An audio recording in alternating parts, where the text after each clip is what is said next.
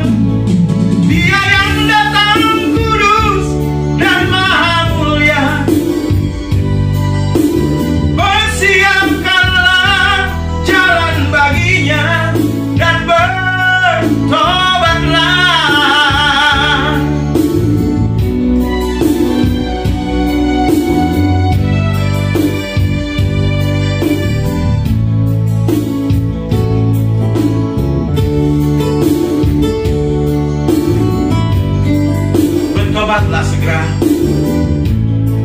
dan sambutlah Yesus yang akan datang.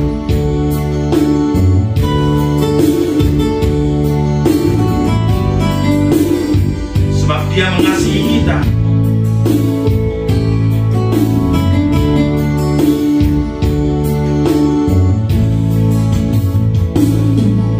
Jangan pernah engkau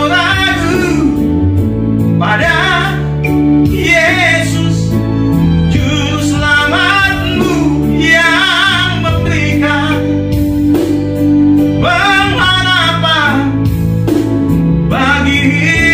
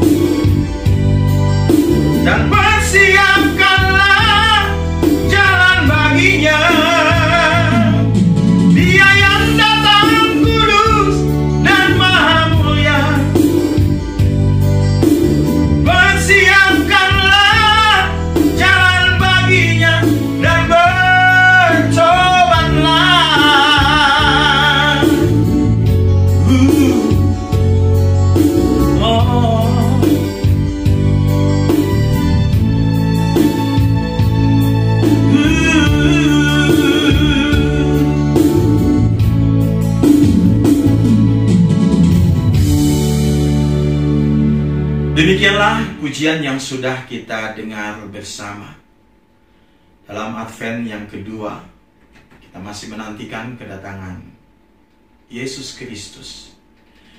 Kiranya apa yang menjadi pengharapan kita, Tuhan senantiasa mendengarkan dan memastikan pengharapan kita tidaklah semu.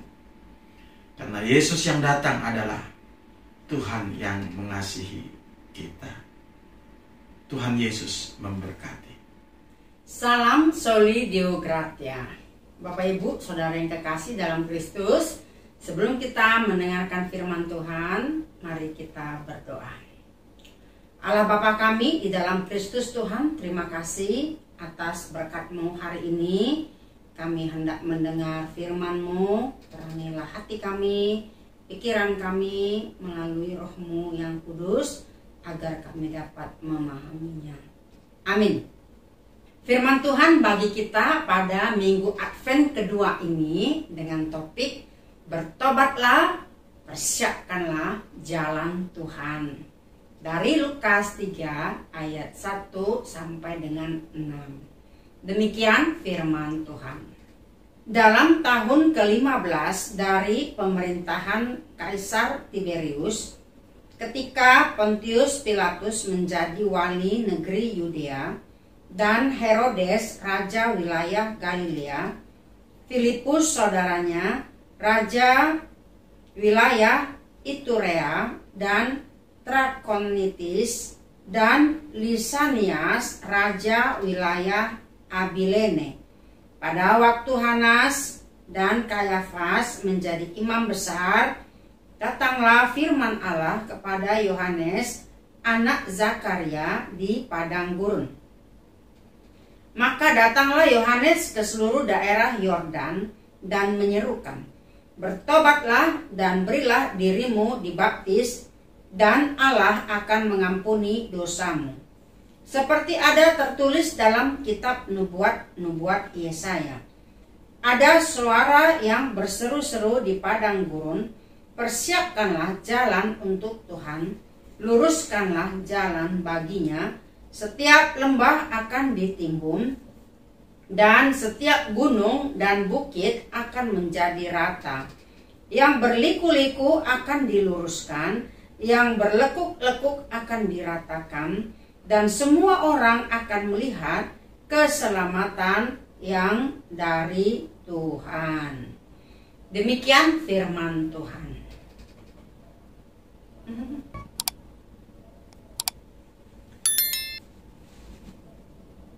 Bapak Ibu Saudara yang kekasih dalam Kristus, pernahkah kita mendengar tomat? Apa tuh kepanjangan tomat? Tobat kumat. Bagaimana dengan fenomena tomat atau tobat kumat? Hari ini bertobat, tapi besok sudah kumat. Mengapa ada orang Kristen yang kerohaniannya bak roller coaster, naik turun? Hari ini menyala-nyala, besok langsung padam. Hari ini nangis-nangis karena tobat, tapi besok sudah kumat. Kalau bahasa Batak, jora maau, jora maau. Kalau sudah ditangkap polisi, tapi kalau sudah keluar dari kurungan, kumat lagi dosanya.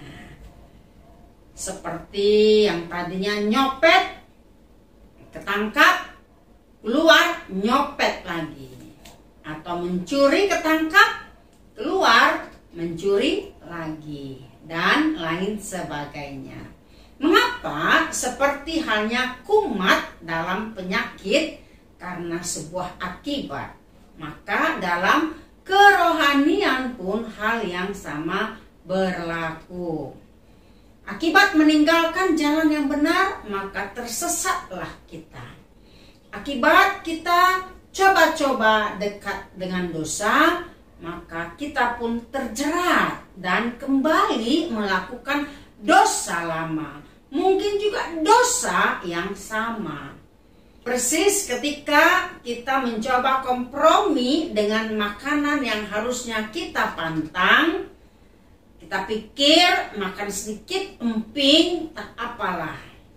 Tapi kalau kita sudah punya penyakit asam urat, jelas yang sedikit pun sudah cukup membuat penyakit kita kumat lagi.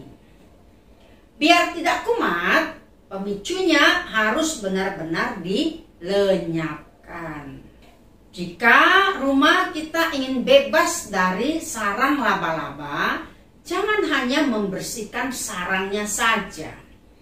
Suatu saat sarang itu akan muncul lagi, tetapi lenyapkan laba-labanya, maka sarangnya tidak akan pernah ada. Apa yang membuat manusia lama itu kembali muncul? Apa yang membuat kita kumat? Kita semua punya pemicu berbeda-beda. Ada yang titik lemahnya dalam hal uang, ada juga dalam hal melanggar hukum ketujuh, ada juga tentang hal kesombongan, ada juga soal kata-kata yang sering menghakimi, menghujat, dan lain sebagainya. Oleh karena itu bersihkanlah. Jangan pernah beri sedikit pun ruang untuk dosa, untuk kembali menguasai hidup kita. Jangan kompromi dengan dosa. Perikop ini begitu indah. Permulaan pelayanan Yohanes Pembaptis ditaruh di dalam dua penanda sejarah yang begitu kaya data, dengan adanya pesan atau fakta historis. Itu tandanya Alkitab kita sangat akurat dan dapat dipercaya dan masih asli, yaitu konteks sejarah dunia pada masa pelayanan Yohanes Pembaptis dan konteks pengharapan perjanjian lama akan masa menjelang kedatangan Yesus.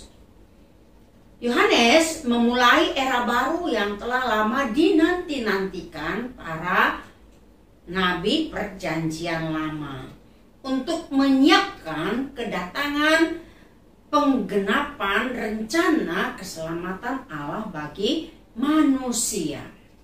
Yohanes adalah sosok yang dinubuatkan oleh Yesaya bahwa ia akan datang untuk mempersiapkan kedatangan Sang Mesias. Lukas sengaja memberikan catatan yang cukup detail mengenai masa permulaan pelayanan Yohanes, mulai dari masa pemerintahan Kaisar Romawi Tiberius sampai pada konteks umat Yahudi yang dipimpin oleh imam besar Kayafas. Itu yang pertama. Yang kedua, merupakan suatu fakta sejarah bahwa Yohanes memulai tugas panggilannya untuk merintis kedatangan Sang Mesias.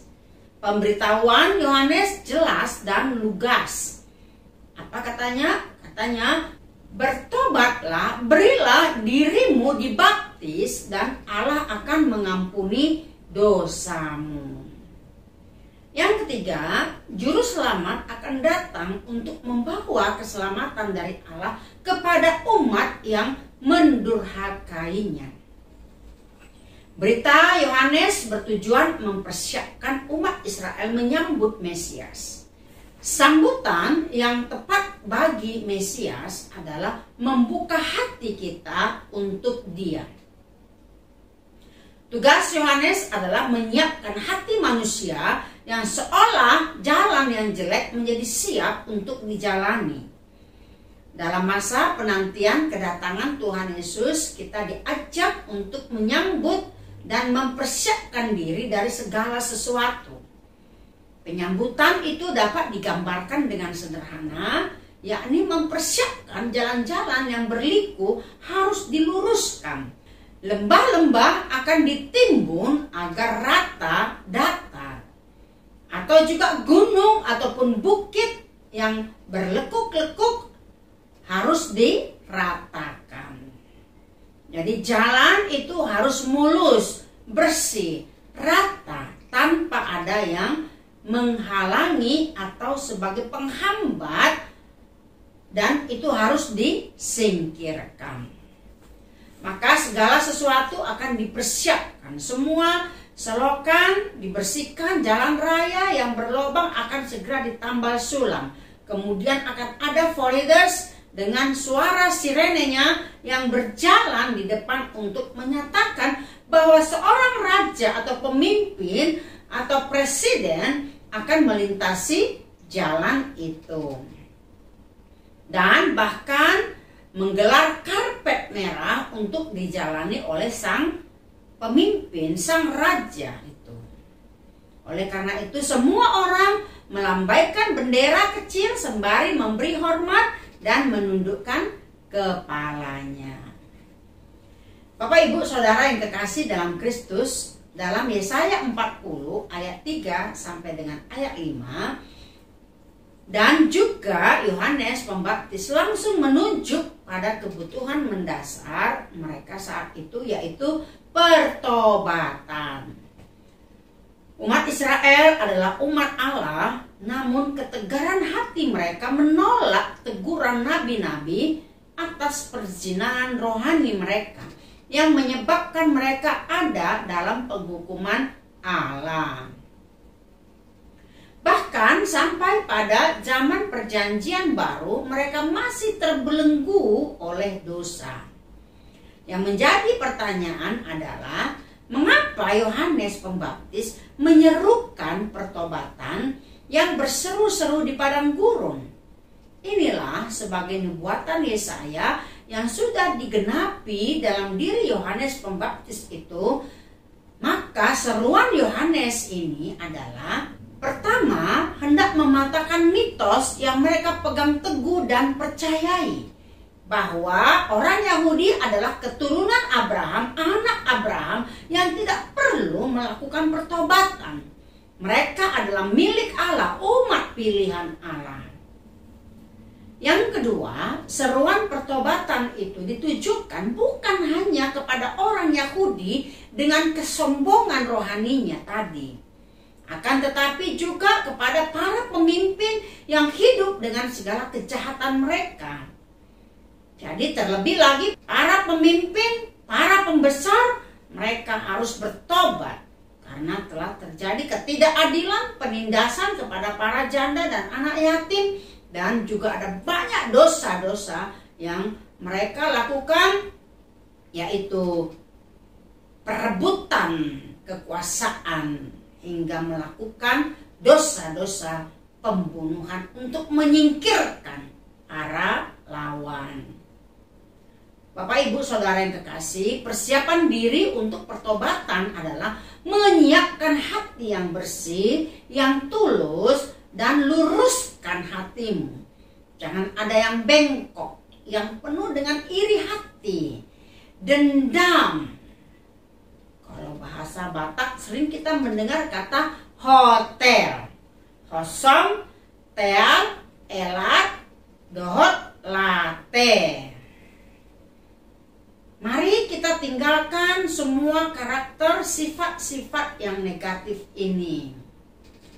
Hati yang tidak bersih, hati yang tidak suci, ingatlah, tidak akan dapat melihat Allah.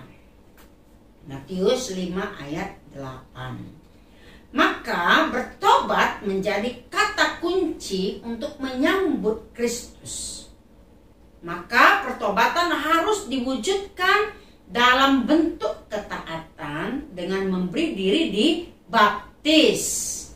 Dengan demikian, Allah melalui Tuhan Yesus akan mengampuni umatnya. Mari kita tanggalkan kerikil-kerikil dosa dari hati dan hidup kita, agar Rajamu Yesus datang dalam hidupmu untuk menyelamatkanmu dari cengkraman dosa. Keselamatan yang diberikannya membawa kedamaian dan sukacita abadi. Pesan keras dari Yohanes Pembaptis ini mengingatkan kita bahwa keselamatan yang Allah anugerahkan kepada manusia dalam Yesus Kristus bukan sesuatu yang mudah dan murah.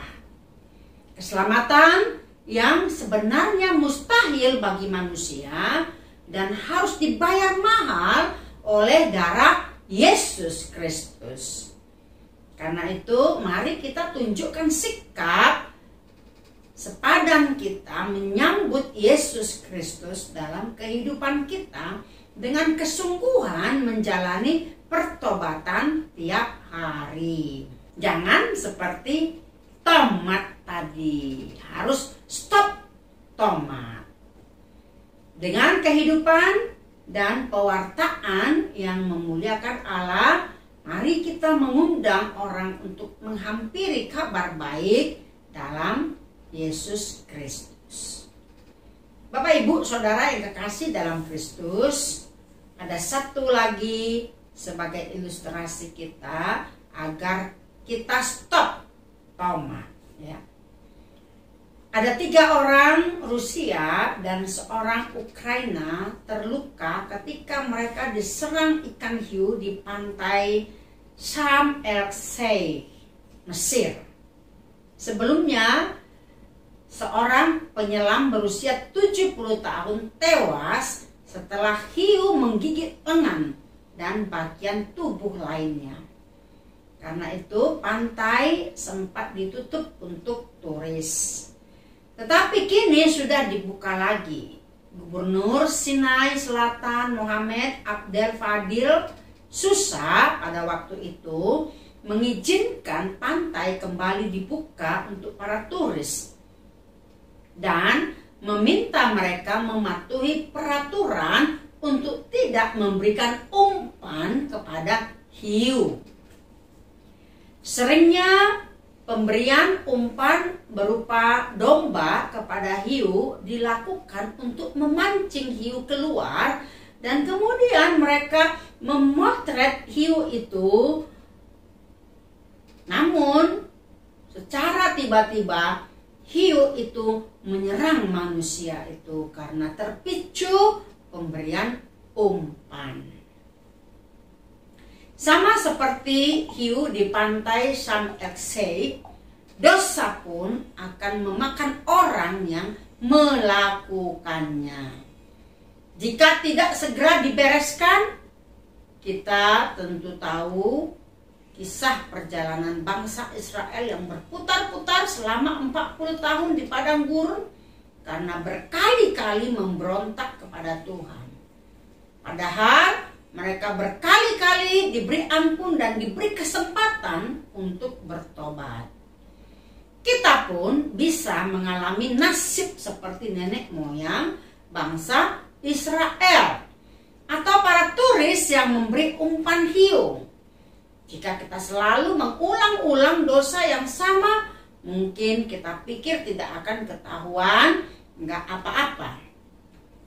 Tuhan itu Maha Pengampun dan Pengasih. Tuhan itu panjang sabar.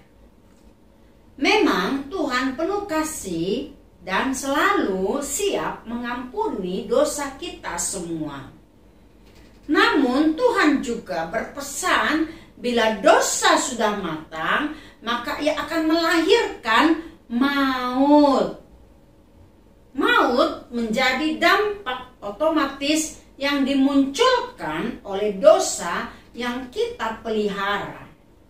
Jadi kalau kita masih juga nekat bermain-main dengan dosa, suatu saat kita pasti menanggung akibatnya.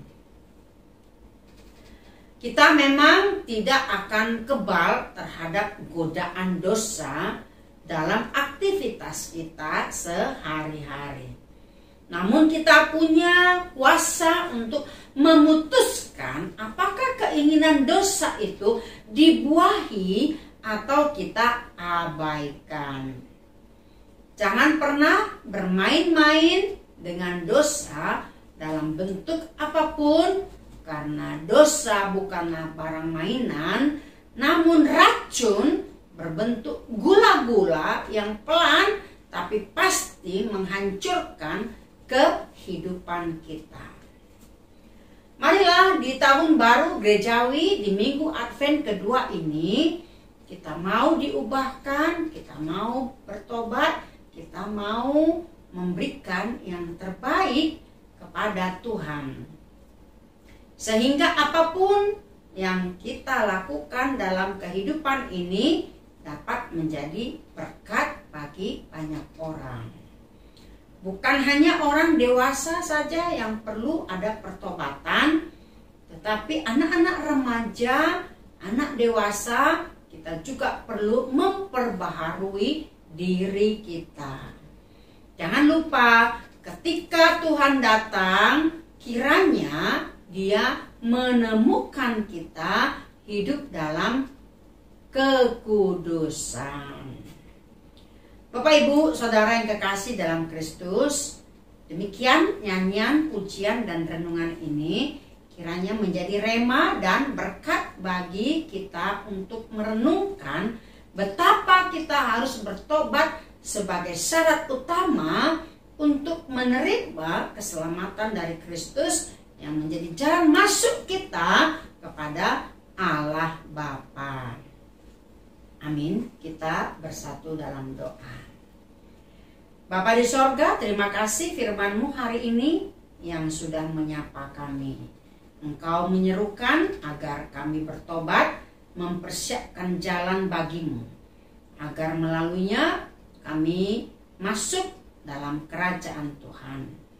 Persiapkanlah hati kami agar kami dapat melakukan yang terbaik. Ketika Tuhan datang, Engkau dapati kami hidup dalam kekudusan. Persiapan kami di sana sini, terutama menyambut Natal, Tuhan beri kami kekuatan agar semua itu adalah bentuk daripada iman kami dan juga kasih kami kepadamu dan sesama kami. Berkati semua jemaat yang mendengarkan firman Tuhan hari ini. Berikanlah mereka kekuatan, kesehatan, kesembuhan, umur panjang, rezeki, agar mereka boleh tetap bersukacita untuk memuji, memuliakan nama-Mu. Kami serahkan hidup kami ke dalam tangan pengasihan-Mu. Ampunilah dosa kami, Tuhan. Hanya di dalam nama Kristus kami berdoa dan bersyukur. Amin. Anugerah dari Tuhan kita Yesus Kristus, kasih setia Allah Bapa, dan persekutuan Roh Kudus menyertai saudara sekalian. Amin.